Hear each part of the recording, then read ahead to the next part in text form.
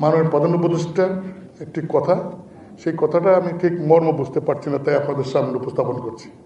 তিনি বারবার বলেছেন যে আগামী নির্বাচন হবে সর্বশ্রেষ্ঠ উৎসব মুখর নির্বাচন। এটা আসলে এই কথাটার কি মর্ম আমি বুঝতে পারছি না, কারণ আমি ব্যক্তিগতভাবে বাংলাদেশে 12টি পার্লামেন্টের নির্বাচনে 9টা নির্বাচনে আমি অংশগ্রহণ করি, 6টায় পাস করি, আর বাকি 3টা আমি নেক টু নেক একদম 200, 500, 1000 ভোটের আমি ফিল করি। এই নির্বাচন করার পরে যে এইবার যে সর্বশ্রেষ্ঠ নির্বাচনটা হবে, এইটা দুটা কারণ আমি বুঝতে পারছি না।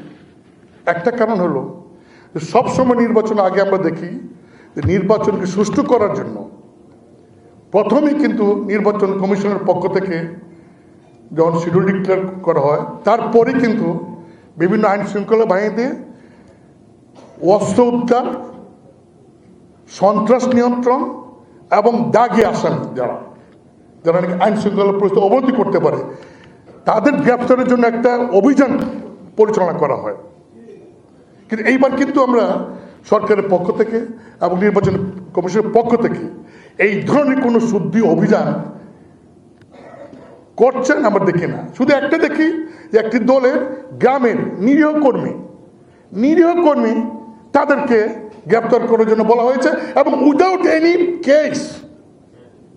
রাষ্ট্রে মানে গুরুত্বপূর্ণ ব্যক্তিরা বলছেন যে নো কেস, অমুক দলের কর্মী যেই হোক গ্রেপ্তার করো। এটা কোন ধরনের বিচার? এটা এইভাবেই তো শুধুমাত্র এইটা করেই তো হবে না। আরেকটা এইটা আমি বুঝি না, আরেকটা জিনিস বুঝলাম না, সেটা হলো যে সরকার নির্দেশ দিয়েছেন যে যারা নির্বাচন করবেন তাদের নিরাপত্তার জন্য প্রয়োজনে মানে ইমিডিয়েট তাদেরকে অস্ত্রের লাইসেন্স দিবেন এবং তারা অস্ত্র কিনবেন। আরে বাপরে, এমনিতেই যে অস্ত্র 5ই আগস্টের পরে যে অস্ত্র লুট হয়েছে, যে অস্ত্র সরকারের অস্ত্র এবং প্রাইভেটভাবে যে সমস্ত অস্ত্র লুট করা হয়েছে, সেই অস্ত্র তো এখন উদ্ধার হয় নাই।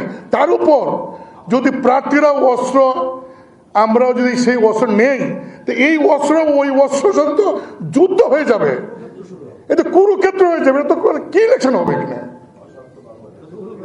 এটা কিভাবে সম্ভব ইলেকশন আমি জানি না, এটা কিভাবে সম্ভব।